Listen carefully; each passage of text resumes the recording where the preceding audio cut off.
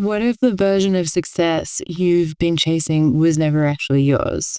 It's easy to pick up someone else's idea of winning: money, status, approval, the house, the job, without even realizing it.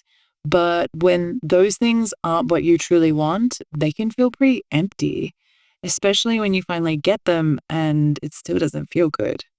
So, this is your permission slip to step off that hamster wheel and define success on your own terms in a way that feels real to you. First, let's talk about why this is an issue. Because maybe you're kicking goals, people are congratulating you, it feels good, and you're thinking, I see no reason like why I should not continue with this. I have no problem. And maybe it's fine for a while.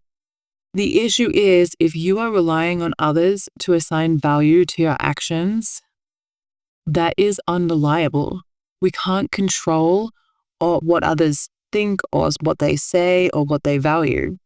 So if you're waiting for someone else to tell you, hey, you're doing a great job, it's likely that you're hanging your sense of self-worth on what someone else thinks. And that is a little bit like jumping out of an airplane and just hoping that somebody has packed your parachute for you. You're not taking responsibility for your own well-being. So here are some things that you might experience if you're in that situation. The first one is the empty victory. This is when you're working towards something that is not aligned with your values. So maybe you work really hard only to get to where you're going, and then you feel nothing or a sense of disconnection. Perhaps people are congratulating you and you can see that they are experiencing joy or excitement, but you don't share it. Another thing that can happen is not having staying power. So this could be with a project, a sport, a job, a hobby. You might notice that when the going gets tough, you tend to flake out. And this is common if we are focused on results. So we stick around when we're succeeding, but bumps in the path can throw us off and can cause us to quit or have us being super hard on ourselves. And this one really sucks because it means that we lose resilience when it comes to our goals. Instead of being our own coach, we become our critic and berate ourselves for not achieving the desired outcome. And this is also a huge energy suck. Instead of using our power to work through problems, we use it to criticize ourselves.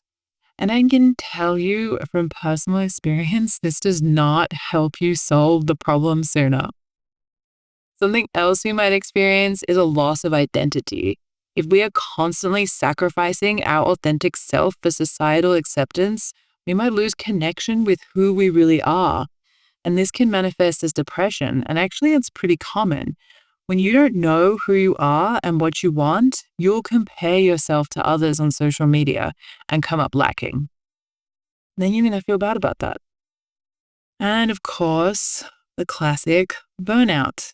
If you spend your life performing for others and not checking in with yourself or taking care of your needs, you will end up exhausted. It's totally possible to recover from burnout, but it does take time. And like so many other things, prevention is better than cure. Firstly, I want you to know that it is totally normal to be in this situation of chasing validation. You're not alone and there is nothing wrong with you. This has a lot to do with how we were raised and the way that society is structured. So let me break this down. We have two types of motivation. We have intrinsic motivation and extrinsic motivation. Intrinsic motivation is we are internally motivated. Extrinsic motivation comes from outside of us. So examples of extrinsic motivation would be things like school and work, which tend to focus on very tangible markers of success. Things like grades, dollar results, KPIs. These emphasize extrinsic motivation. Another way to look at this is process-based or results-based. So if you didn't have someone in your life as you were growing up that modeled a very different kind of motivation, it's likely that you ended up with extrinsic or results-based motivation as your default. And it makes sense. When you get results, somebody is likely to tell you, hey, good job. We get that dopamine hit, we feel good, and we have the motivation to continue.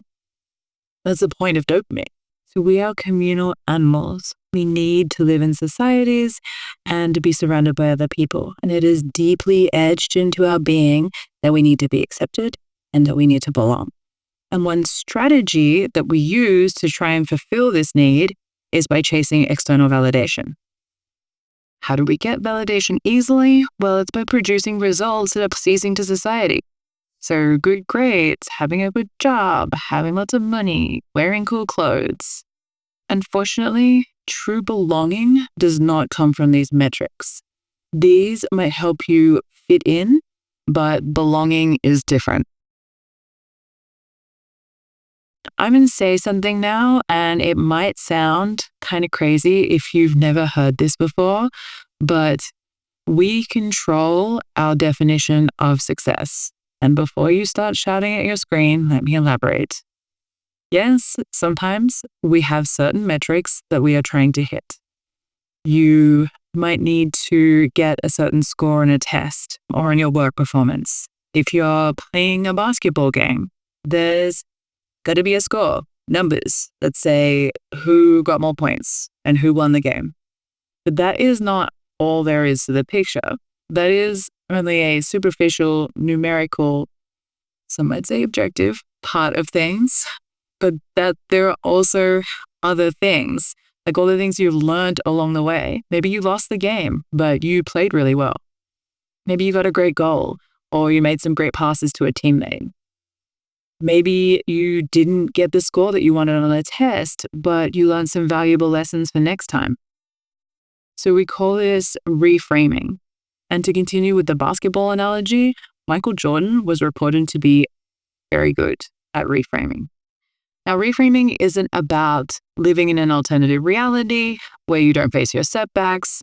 It's about finding ways to learn and get the most out of your experiences. It's about staying motivated. You could wallow in your defeat, telling yourself that you're a loser and that you're worthless, or you could analyze what happened, what went well, what could have gone better, and use that information to propel you forward. This can be kind of daunting for some people. And if that's you, I totally feel you. I used to think that if I gave my internal drill sergeant a day off, that everything would fall apart. I would be a huge failure. I would have no discipline and I would be a loser. Turns out that's not true. Being nice to yourself actually has the opposite result. And instead of operating from this place of fear and not enoughness, suddenly you're coming at challenges from a place of curiosity and courage. And I know which place I would rather be coming from. So we can apply this to the bigger picture as well. What if you were to redefine success in terms of your life goals? This might be an alarming thought at first, but what if you took a step back to examine how you're living and if your goals are actually yours? So for me, this moment came when sleeping out alone under a giant boulder in a climbing area in the north of Mexico. In the quiet, surrounded by nature, it occurred to me that my idea of success was extremely childlike. And I don't say that to criticize myself. I just had this revelation that I had never examined the idea of success before.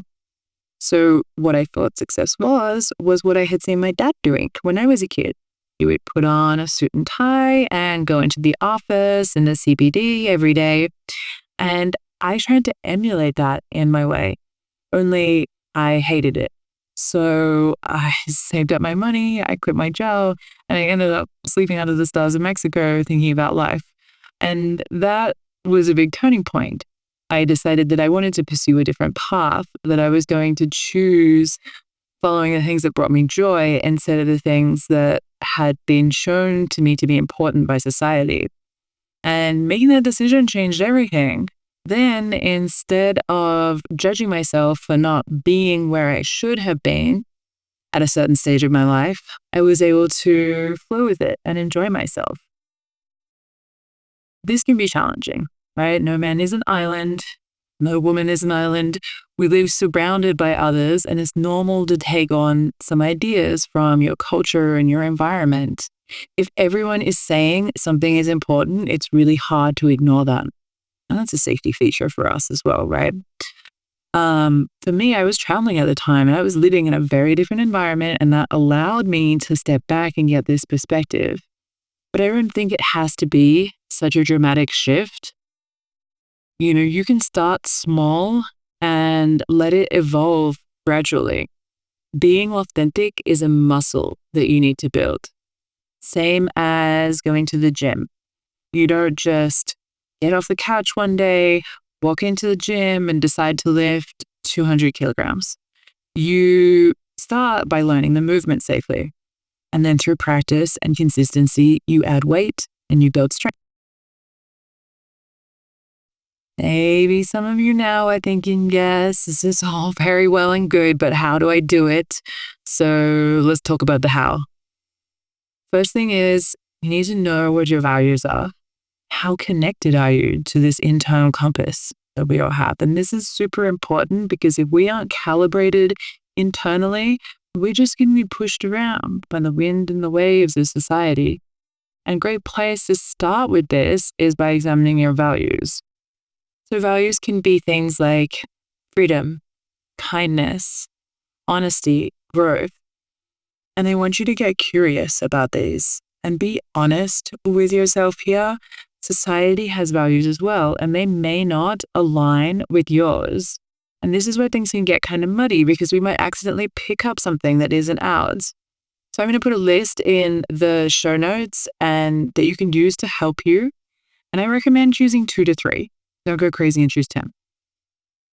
Once you know your values, you can use them as your guides to make your decisions. These are your North Stars.